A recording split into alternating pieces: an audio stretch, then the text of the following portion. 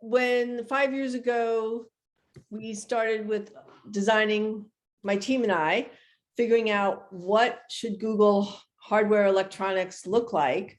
The advantage we had was a lot of brands were already there, and we looked at them and said, we're not this, you know, what are we? What is the right aesthetic? And really leverage 3 words: human, bold, and optimistic. And human to us meant, you know, when we really looked at all the other electronics out there, if this was 5, 6 years ago, there was a lot of slick materials, one surface, shiny, reflective, and a lot of black and not a lot of color. And we said, well, human, and then we took each word and said, how does that translate into form? And so human to us had round surfaces, things that people emotionally wanted to touch, tactility, and optimism, which was the other word, was about having a surprise and delight or a little bit of fun. And bold meant taking chances, like covering a VR headset in fabric instead of plastic. So those have been principles that guided us throughout the 5-year journey. And it's interesting because it was always came back to, how does this feel? And I began to use this idea that, you know, I'm so tired of hearing design thinking. We've been so in our heads that we really have to talk about design feeling. How do things feel? Not just how do they look and what do they do, but how do they feel? And in fact, as of late, we've had the design team, we do our research with, when the team is designing things, they come up with, when we show this to consumers, what's the feeling that we hope it evokes? And so they put down some words. And then when the products go into research, there's such joy when those same words come out of consumers' mouths, because it's like, yes, we accomplished our design. Because it's now, for me, not even a matter of, yes, designers solve problems within boundaries of price, timeline, et cetera, but also what is the emotion that we want the person to feel when they look at the object. I think whether it's a car or a phone or a refrigerator. So that through line, which started early on, has been throughout the work. And then in 2018, A Space for Being in Milan, we teamed up with Johns Hopkins, the Arts and Mind Lab, Susan Mag-Salmon, who runs the Arts and Mind Lab. And I said, what if we did the first public experience where we could, because I realized a lot of people don't understand that their body is feeling all the time. You know, I think we've been so in our heads. I think we've been, since the Industrial Revolution, we've been optimizing for our frontal lobe and our consciousness and productivity. And I think we've done that at the expense of making us feel alive with some of, and the things that make us feel alive are a lot of the arts and aesthetics, you know, sense of touch, smell, sound. But we've kind of put those to the side. So I said, could we give people an experience where they can actually experience that we can give them proof, because I always love using data to give people proof that their body is feeling all the time and that aesthetics matter. You know, those of us who have been designing all our life or being artists all of our life, I think we do this because we know it matters, but it's one of those things that you can't necessarily prove. We just know it. But now I said, I want to prove it. So what we did is we created, and if you Google A Space for Being, there's a YouTube video that's like 6 minutes long that will show you what occurred there. But I worked with a very talented architect. I'm a big collaborator. So the Arts and Mind Lab, Suchi Reddy of Ready Made Architecture, and myself and my team, a subset of my team. And we created 3 different interior rooms that were living room, dining rooms that were all based on neuroaesthetic principles. We made a grid and looked at all those things that trigger our body to feel sensations. So color, texture, shape, sound, even custom scent, music. And we made certain that each of these rooms were very different, based in very different principles. And then we developed a band with sensors that measured 3 different inputs and created an algorithm. And this is what I love about working at Google, right? Because it was the best of artistic vision with the best of what Google can offer, but created an algorithm working with Johns Hopkins also of what would have to be true if we wanted to give feedback to the person as to in which room was their body the most at ease. And when I say by the most at ease, the least stressed, the most at home, the most comfortable. And so they walked into the space, we had band tenders instead of bartenders, and the band tender put on a band, and the instructions were leave your devices behind and spend, we ushered people through, I think it was a group of 10 in each room for 5 minutes, not talking. And I said, just being. You could even touch the art, touch the textures on the couch, just sit there, inhale the smell. And then we put people through what I call the palate cleanser. It was a room, it's like the way you have sherbet between dishes, but it was a little foam room that like in theory cleansed all of your sensations. And they went from room, to room 5 minutes in each, and then they took off their band. It downloaded the data, which of course we ultimately deleted, and showed in these beautiful, and that's what I wish you could see, but I think some of the articles have it, or we fed back the data in this almost watercolor ring, because I figured we had to walk our talk, it had to be aesthetic, that showed people how their body was feeling in each of the 3 rooms. And based on the shape of the watercolor and the colors, we could clearly see which room their body was most at ease. And then we gave them a beautiful one-of-a-kind printout and a list of what elements were in that room. This was a huge success. People waited online for 3 hours to attend. And I thought, oh my God, this will only be a success if you walk into a room and you say, oh, I love this room, and your body is feeling the best in that room, we have nothing, that's not interesting. What I hope happens is, at least in half of the cases, which is exactly what happened, the room that their body felt the most at ease in was different than the one where their cognitive mind said, oh, this is a great room, but that's not necessarily the room their body was at ease. So the message was that we have agency over, well, first of all, the message is that we're feeling all the time. Our body is feeling all the time. It's not just our mind making judgments, but our body is feeling. And this is certainly relevant as we are going to be dealing with health and wellness issues going forward. And that we have agency over what we surround ourselves with. The colors, the textures, the scent, the music we play has an effect on our body. So this new science, of neuroaesthetics, which is really that neuroscience is proving that aesthetics matter. And the great thing is I got notes from all over the world, designers from all over the world saying, thank you for proving that our work matters.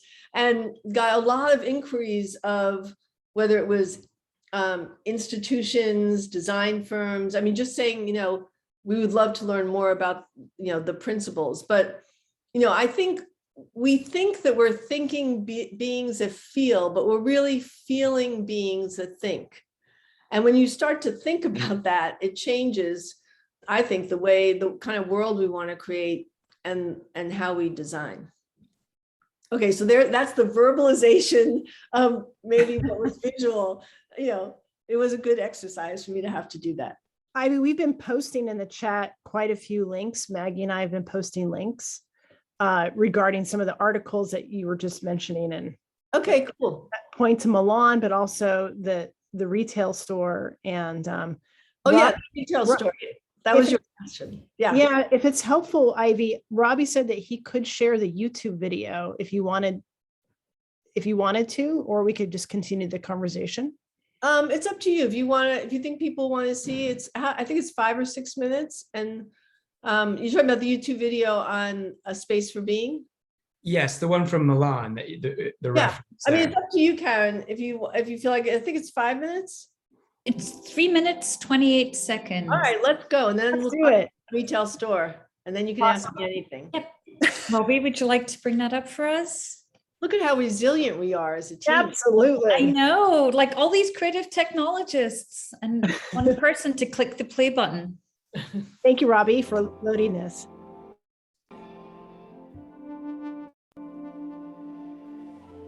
The way this project is unusual is that we are actually pursuing a principle. I really believe that form follows feeling, and feeling is really what space and architecture are about. Space actually affects people. Design matters.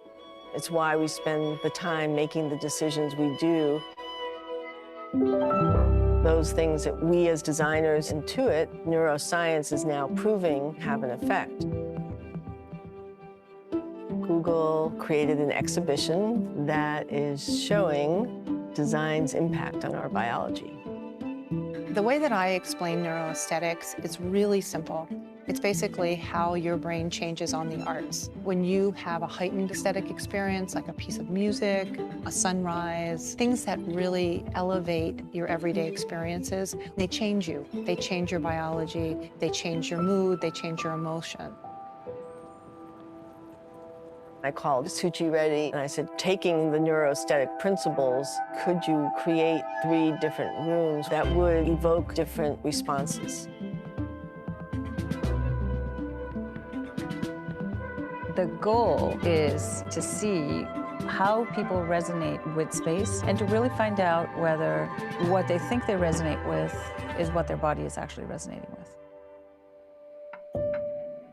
We respond to the aesthetics of our environments, whether we realize it or not. The band can demonstrate with data from the sensors that actually is happening. Heart activity, respiratory activity, skin temperature, skin conductance. We figure out from the data which room is the one that feels the calmest or the most at ease for people.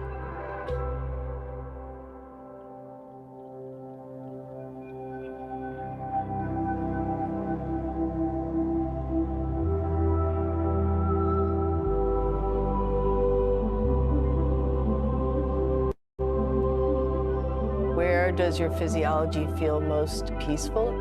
I think it's what people are searching for. The space between the notes, the place where they can come and just be. The interiors where we work and where we live have a deep impact on our well-being. We've always known it and believed in it, but we haven't been able to quantify it and prove it. You enter a space and it's like, I like it, but why? This is about data used as a mirror back to yourself. Data is just a bunch of numbers, and we wanted to make it artistic in its expression. It can be really hard to put an aesthetic experience into words. But suddenly by combining science and technology, we get a new language. You selected room 2 as the room that you were the most calm in. Maybe a watercolor can tell more than 1,000 words. Technology has the ability to help you know yourself better. The problems of the future are only going to become more complicated. Solutions have to happen in this collaboration of technology, the arts, and science.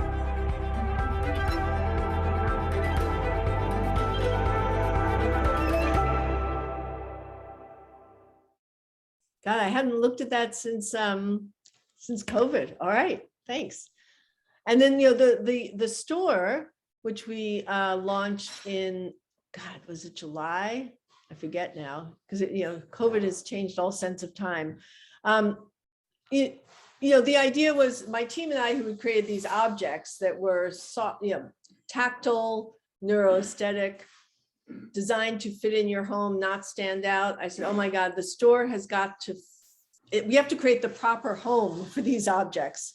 And so it was great. I was given the charge to be the creative director of creating the store, along with Suchi Reddy, the same architect you saw in the video. And it was great because we'd already had worked on the Milan project, so there was a nice common language. And one of the key principles was that it feel different than any electronic store. And again, and feel more in resonance with the way we approach our product. Also, that we really wanted to aim for LEED Platinum, which is the highest sustainability. And I'm so proud because we achieved not only LEED Platinum, but the highest level of LEED Platinum. There's only, I think, 2 other retailers in the world. And what I'm super proud about, people step into and go, oh my God, this feels great and is beautiful. And it's a great example how we can all, just by making choices, and I'll talk about that in a minute, do the right thing, still create beautiful spaces that provide a function and do the right thing for the planet. I mean, it's a great example of having achieved that. It used to be, I think 10 years ago, it would have been hard because there weren't enough material choices, but to achieve this level of LEED Platinum, not only is the floor matting made of recycled bottles in terms of extruded plastic woven, but we had to consider the glue that you use to put the floor down, the amount of water that's used in the place. I mean, I learned so much because you get points for everything you do, and you get, it's like a game show, pluses and minuses. But just the subtlety of, the walls, when it comes to neuroaesthetics, things like the walls are veneer wood, but the color is almost like the color of our flesh tone a little bit. It's not gray, it has a pinky flesh cast to it. There's furniture that you sit on and it's made of cork. And everything is, what I love is that people say it feels calm and then you get excited, like you're in a exploratorium, because of course the mission is to sell product and you need to then get excited about, oh, I want to discover the product over here or over here. And I realize everyone has different ways, just like there's different ways we learn. There's different ways that people like to experience product. And so we created like 3 different ways that you could engage with the product, depending on what appeals to you. So anyway, that was the latest project.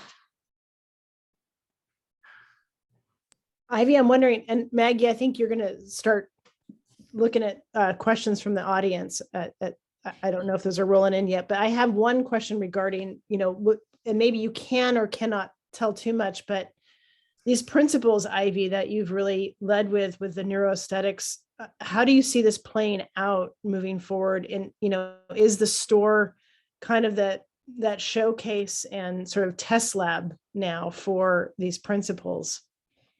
Yeah, I think it's funny because people thought we were going to make the band from the show. I said, no. I don't want people to walk around having to wear a band to give them feedback about the aesthetic environment they're in.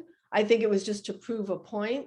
And so I think it's been this beautiful natural evolution, starting with the products. A lot of this comes from conversations with my team, right? And I think designers have instincts of where things are going. And this was even before COVID, is like, I do think it's becoming, we're all realizing that we're emotional beings. And so even now, I think there's a heightened awareness into what makes us feel good, what makes us happy.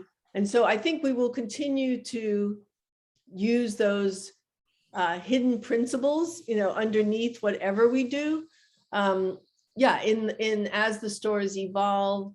And, there's not one formula that's right for, I know people came out of that show, kind of exhibition going, so is this the solution for everyone, that this was the right room? And I said, no, there is no right room. The whole point is it's what's right for you. And so I think this idea of a little bit of personalization, and that's why there's like 3 different ways you can explore the product in the store, because what's right for me might be different than you in terms of how you want to learn about how something functions. So I think we're going to continue to learn more, build on the principles. And I think it relates to, art, design, aesthetics. These are all the things that ignite our senses. And I'm learning, how our brain communicates to our body, and that our body is feeling all the time. And if we want to feel good, we have to make our whole system feel good. So we have a big job to do out there, especially with wellness being such a future topic. I do know that Susan and I did something for the Google School for Leaders, even in terms of what's the right in learning environments. You know, are there certain neuroaesthetic principles that certain environments people learn better in? So we've had fun trying our hand at playing in these different spaces. So Ivy, I have a question going back to neuroaesthetics. And before my question, I wanted to say on Friday, I spent time with some of our faculty in the immersion lab, and that's all we talked about was aesthetics. How do we crit for it? How do we talk about it, especially in digital and virtual mixed realities? So this is really exciting that I don't want to say it's coming full circle. It's like it's embracing what, as you say, we feel we know as designers and artists. So as I think about neuroaesthetics, I'm reminded of all the work that's happened in philosophy and phenomenology, or the work that's already happened in visual perception. So what is different and inspiring about neuroaesthetics, and what role does digital play in that? Yeah. So now they're showing that the brain, we always knew like where in the brain certain senses lit up, you know, for sense of smell, sense of visuals. But now they're able to find out what happens when more than one of those is happening at once. A whole new center of the brain lights up that they never even saw before. So it's this idea that this accumulation of sensory experiences, and, you know, it's interesting, I think there's no accident, right? That's why you look at these immersive environments, whether it's what Team Lab is doing or Meow Wolf, that, you know, or VR for that matter, is going into these multi-dimensional we are going to crave the alivening of these through these multi-senses. And that's what neuroscience is now showing, is that the reason why we feel good in them is that it's a different part of the brain that lights up when you have these working together, not just a single one. So I think that's why when you step into even an art installation that embodies where you lose yourself, and I think some of it is, you know, this ability to almost lose ourself, our ego, into these other places. It's a new experience, and it's one that we're all gravitating toward. And it creates that sense of awe and wonder. It's like a new sensation. So I do think it's interesting that this, you know, I'm trying to do it on the very materialistic, pragmatic way, but it absolutely relates to this new arena of, I think, entertainment, immersion, the craving for these multisensory experiences to make us feel alive, because we're feeling this new part of our brain light up. Yeah. I'm wondering too, if you could talk a little bit about quite a little bit of controversy in interaction design is the idea of universal principles, right? It's quite controversial. And I wonder if you could talk a little bit about the opportunity through this way of making to feel as opposed to making to produce, making to feel, how it can support embodied interactions for people from very diverse contexts, backgrounds, languages, cultures. Yeah. All I would say to that, because it's a huge separate topic, but and I think, and Karen knows this, I think we had this conversation. One of the things, you know, I've called this a virus of consciousness, because one of the things I do believe it's in some ways this, what we've been through is a crisis together, is preparing us to be okay with working through the unknown versus knowing. And I think what you just mentioned, which is not starting with this set of known principles, but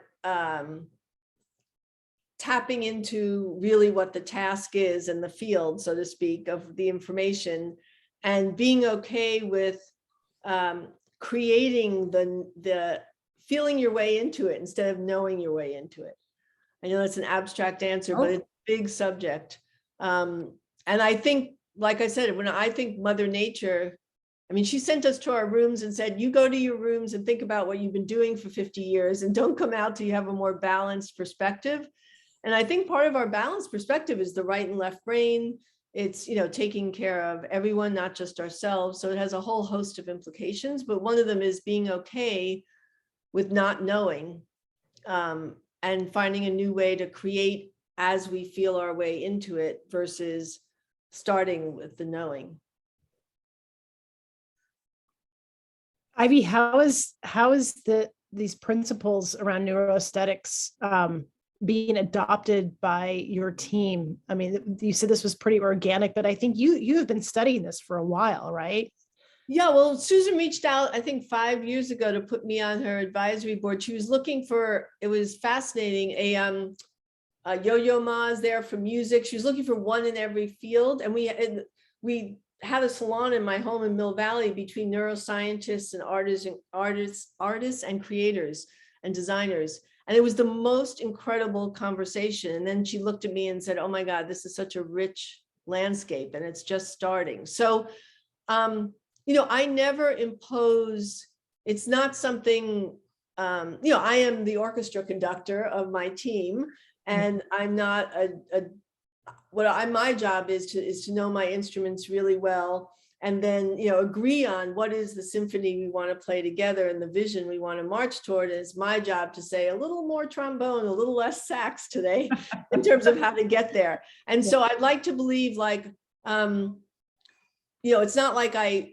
these are felt principles that we all feel. It started with how, what are we feeling is coming into being, and how do we be differentiated from other companies and unique to both ourselves and the brand and what we feel, where society is moving towards. So I always bring in conversations that inspire the team, but it is, how can I say it? When I say organic, I never impose anything, but it's amazing when you hold the space. And like I said, as the orchestra conductor, and everyone contributes, because I believe creativity comes from diversity. And so we are constantly learning because of that, because I have a diverse group and I listen to everyone. So it's being almost knitted. It's kind of an example of what I just said. Instead of, yes, we started out with the words human, optimistic, and bold, but those were jumping off points. And I feel like we're staying core to that, but the beauty is continuing to evolve. And it comes from, conversations and dialogue through the process. So it's subtle energy, and it's subtle, but it's powerful. Right. This touches on two of the questions that are coming from some of our attendees, which I think center on reciprocity and collaboration. And one of the questions comes from Eric Schubert, and Eric's asking, you speak quite a bit about how neuroscience is illuminating for designers, but what types of things do you think designers have to offer neuroscientists as they look to better understand the brain? Well, I think, it's not just, I don't think designers have to, neuroscientists, study the brain, that's their job. I think the future of design, and I've said this, is I do believe in bioengineering and designers working alongside scientists to solve our future problems. I know I have a team now that is material scientists, and I think I'll give you an example of this. You may say this doesn't qualify as neuroaesthetics, but it qualifies as designers working alongside scientists. There's a company called Neoplants, a young, which I thought was a brilliant way of nature and humans working together to solve human problems, not at the expense of nature. So what they're doing is they looked for, I think we're going to be battling with the air for quite a while and pollutants. And so they looked for organisms that eat a variant of pollutants for their food. And they are then took the DNA and they are designing a new houseplant, literally, that has its own color leaves, it's unique, but it is designed to literally feed off of, don't quote me on this, because I think it's maybe 10 times the amount that your air purifier would in terms of pollutants inside your house, and give the plant energy. So this idea that we can design a plant that where it feeds off of the thing that makes us ill, but it gives them energy. I think this idea of, designer and scientists working together, and I think the future of design is a lot more cross-pollination. We always have to work with engineers to solve industrial design problems, but I'm hoping it gets back, and I think we now have to work with philosophers, right, in terms of our ethics in some cases. So it almost reminds me of we're going back to, I read like in the old days, architects were doctors, philosophers, designers, because they had to understand almost the whole system, right? Not only the design of the space, but how a body operates through space. So, moves through space. So I'm really excited about, unfortunately, the complexity of our world is going to require more and more of this cross-pollination, cross-collaboration of different fields. Just like, neuroscientists talking to creative people is maybe how they arrived at neuroaesthetics and began to study it. I think now we need to work by the side of material scientists, bioengineers, and really, because design is, I've always said this, at its core is about solving problems. So I think we are being called upon this to really contribute to, even our social problems and all kinds of problems, not just, how to make the best looking phone. And fields. It's like, I'm sorry, Maggie, it's to achieve symbiosis. Like there's this symbiotic relationship that perhaps our technology might be able to, our relationship with technology could get to. Yes, I'm absolutely hoping, I'm seeing that. And I use this example of Neoplants because I love it, because it is it's literally nature and man together to solve the problems ahead of us, right. Not by man, raping nature, so to speak, and not by nature overtaking man, but it's together. And so how do we walk together to do that? I'm hoping, because we're on the edge of a variety of options that can happen here, but I tend to be optimistic. And I think, we are, as creatives, I think we need to almost get off this idea of innovation and step into the idea of imagination. I think, innovation is a very linear kind of thinking, and we have to almost put that down and go to being a possibilitarian, and really using our imagination or reimagination.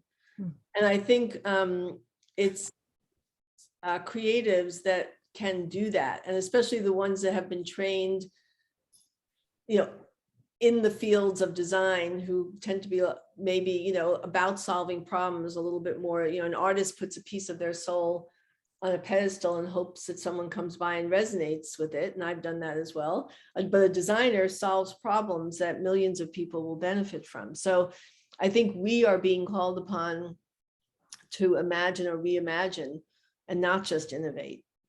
Yeah. I wanted to bring up Anne Field's question. She's a chair of our illustration department, and it speaks very much to this. Do you imagine or envision conducting similar experiments with artists and illustrators? And how do people from an art illustration background participate in this kind of work with you? Yeah, no, well, Susan at the Arts and Mind Lab is really looking at the act of both the the doer and the beholder. So making an illustration or a painting and viewing an illustration or a painting. So in fact, in certain countries, they're writing prescriptions, literally, for people to go to museums as a prescription, because of even visually looking at something new that you haven't seen before, that creates new neural pathways. So absolutely, I mean, I'm with her advisory board, but Susan at the Arts and Mind Lab, if you just go to Johns Hopkins Arts and Mind Lab, just sign up for their newsletter and they'll see all kinds of, I mean, they're mostly interested in how these various disciplines in the arts can aid in our health and well-being. So it really is looking at it through the lens of, how does it aid in our health and well-being? Not just how does it that's how it affects us. But I mean, she and I definitely believe that, the arts can save our lives. I mean, and I say that in and I mean that in all forms of art, because of what it does for our body and our mental health and physical health.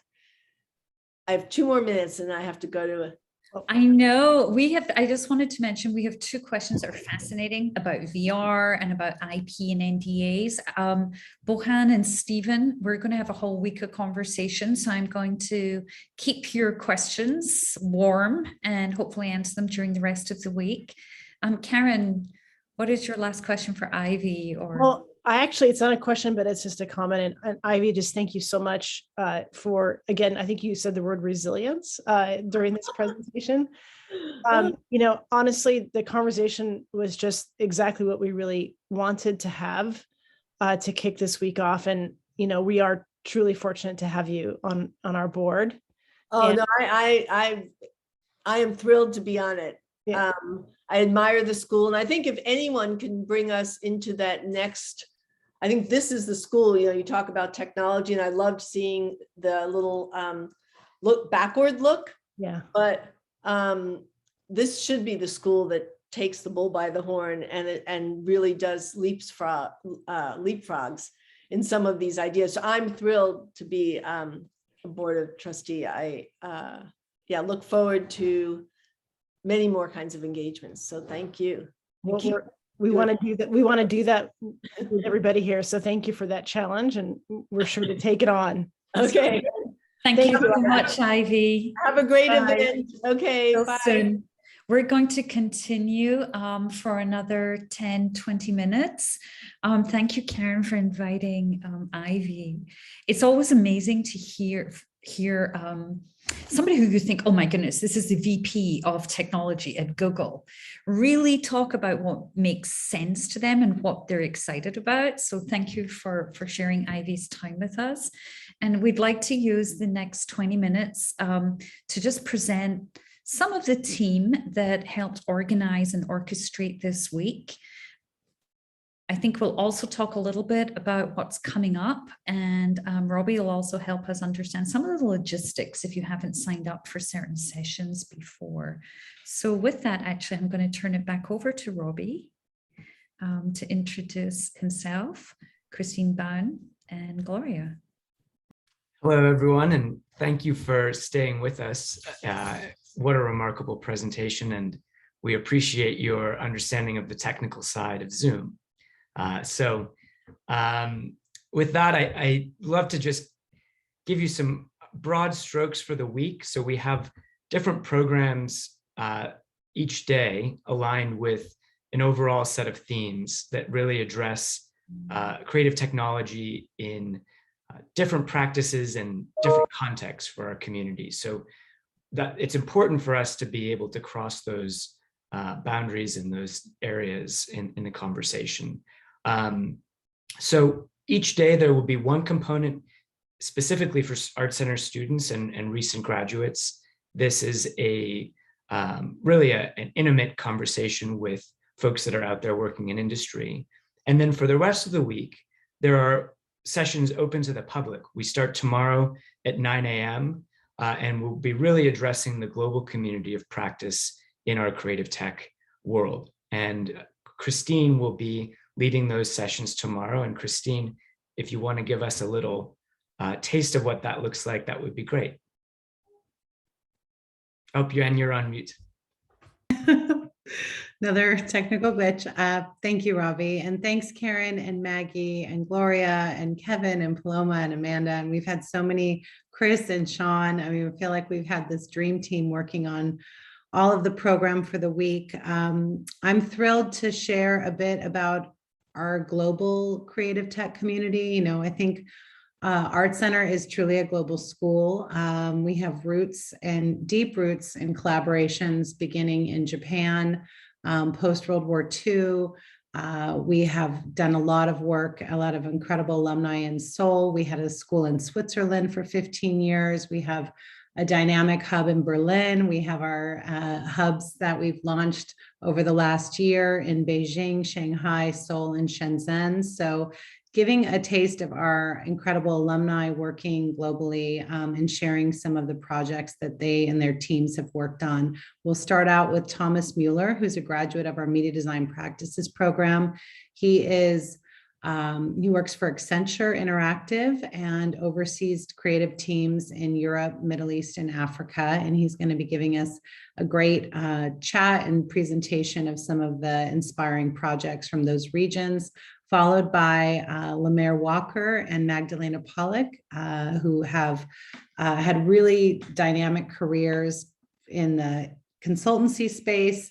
They're both ArtCenter alumni, and Magdalena is a CEO of a startup in Berlin called LabTwin, and Lemaire is the Chief Creative Officer of Valence. And so we'll have a great conversation then, and then move into our afternoon sessions. So I'm very excited to share their perspectives and just thrilled that we're bringing this offering to our community. And then Gloria, would you like to give us a little bit of background on Capture This and the programming that you're leading through HMCT? Sure. So for those of you who don't know, HMCT stands for the Hofmann Center for Typography. And we've been around now for about 5 years through the generosity of Lowell Milken in honor of Leah Hofmann-Milken, who was a professor and a typographer and a typeface designer at ArtCenter College of Design. So after about 5 years, we realized, especially during this time with the change of technology, that our language systems are changing. Linguistics are changing, our structure is changing. So Capture This is a multi-platform program that studies the linguistic trends born within this digital communication platforms and the transformative effects that these emergent technologies have on our use of languages and what these occurrences reveal about future of communication. So this is going to be an ongoing program here at ArtCenter, and our program really intersects with a lot of other programs at ArtCenter that deal with, especially with how much more the computer is writing our language systems. So we're going to start with a very interesting and somewhat esoteric talk tomorrow on humans, bots, and creativity. And we're going to have two poets talk about computational poetry, which the more I study, the more I find very interesting. And that's going to be Sam Creeley, who teaches in Maggie's Media Design Practices program, and Allison Parrish, who teaches at NYU's lab. And then, and it's at 11 o'clock tomorrow.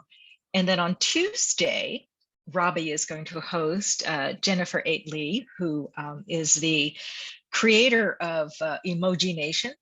So again, talking about how much this disruption extends into how we think about language that would include memes, emojis, hashtags, and how globally it's become the change of our communication processes and structures. And then on Friday, because typography is such an integral part of graphic design, in fact, it is the spine that runs through the body of graphic design. In our future futures, Capture This, we'll talk about the influence of creative technology on graphic design and how the field is changing and how much technology has affected communication. And we'll have Mike Abink from IBM, Brad Bartlett from ArtCenter, who developed what's called our transmedia studies, and Lucy Roberts, who is a designer and again understands the forward and backwardness of how language has been affecting graphic design and what is the future of the field of graphic design. And that's it.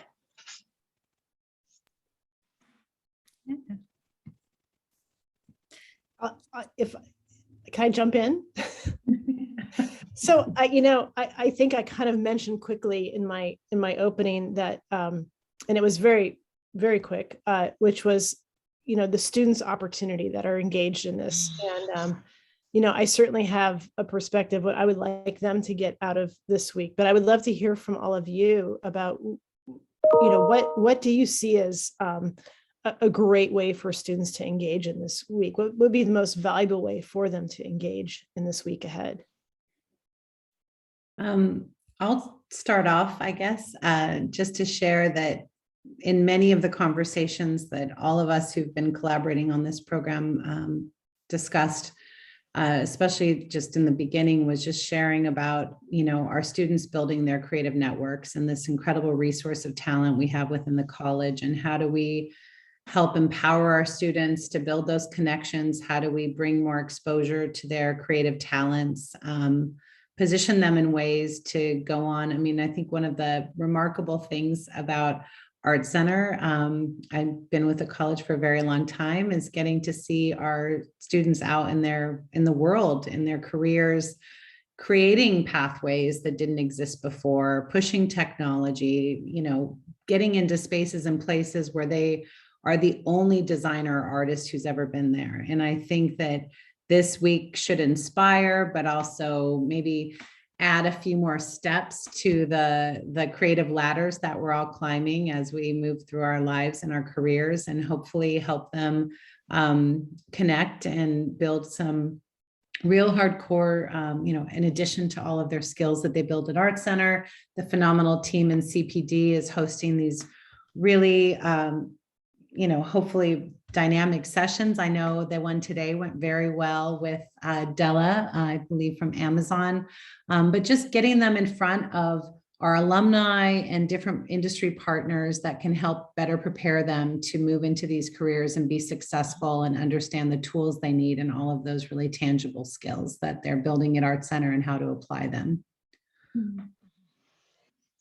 And I think it's really, I'll just be brief to follow up on what Ivy said, that there's this incredible cross-pollination that's happening because of technologies. And our students have to understand that. You might be majoring in interaction design or in product design, but today there's so much similarity in use of technologies.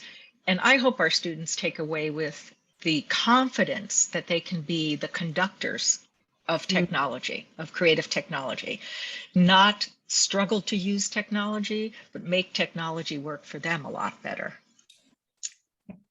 I wanted to kind of bring up one of the things that we talked about right at the very beginning of our programming, which was ArtCenter is not necessarily known externally for creative tech. Oftentimes we think of Caltech or engineering schools or, and I wanted to share with students, there is a multitude of classes, workshops, coursework, and labs available across every program and between programs.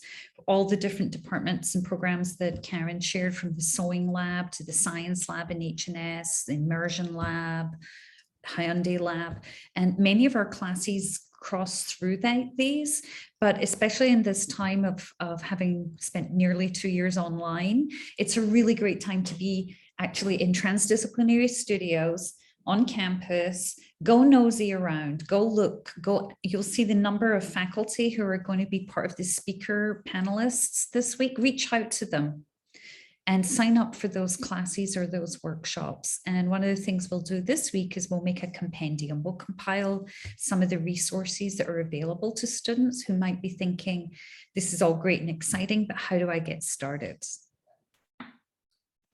Well, and to add to that, for all of the comments thus far, it's really important that this conversation is both about art and design, that we know that the professional paths that our community takes crosses categories frequently, and the underlying skills that creative technology brings to the table, the underlying practices, processes, ways of thinking, ways of seeing, are just as applicable for industry as they are for conceptual practice as well, for putting work in galleries as in designing and developing interfaces and storefronts and other ways in which that technology becomes tangible. So make sure to see those edges and to look beyond maybe what your department or your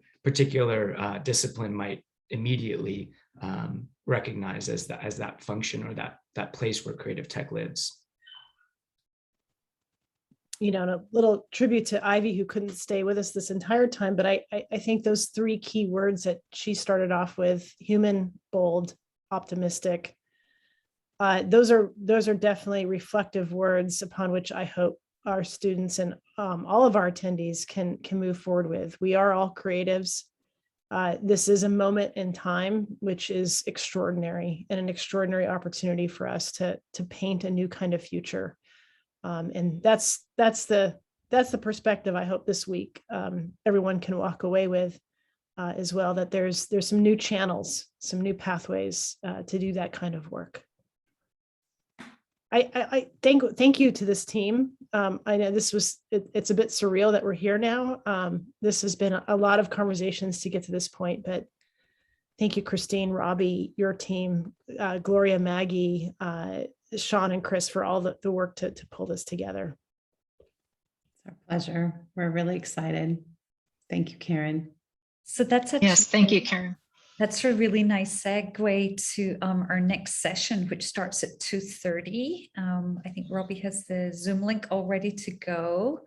And I'd also ask anyone who has any questions about how to get online, how to participate, Zoom, all of those things, please let us know. I can either pop something in the Q&A right now as we all offline and leave the room, but we're here to also help you get through the week in a way that supports both your studies and also lets you meet new people in this kind of virtual conference mode.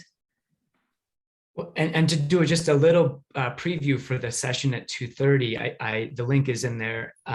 This will be hosted by Chris Hacker, our chair of product design, with three incredible faculty members, Elise Coe, Arnie Martin, and Safir Bilali. And it will address different ways of making, different ways of thinking about making and applying technology to that creatively at different parts of the process. So definitely don't miss that. And for the rest of the week, so this intro session was in webinar format, but we very much want to invite kind of more of an interaction with the audience. So for the rest of the week, you'll see yourself in the Zoom room as a participant. Everybody can turn their cameras on if they desire, and certainly participate in a more interactive way. So be prepared for that. And it's an opportunity to really meet friends and colleagues and potential collaborators in the future. And I think perhaps we give everybody a 15-minute break between now and 2:30. You will have to log in again. And thank you to Karen and Maggie and Ivy for a remarkable kickoff and opening all of this up in all of the ways that you have.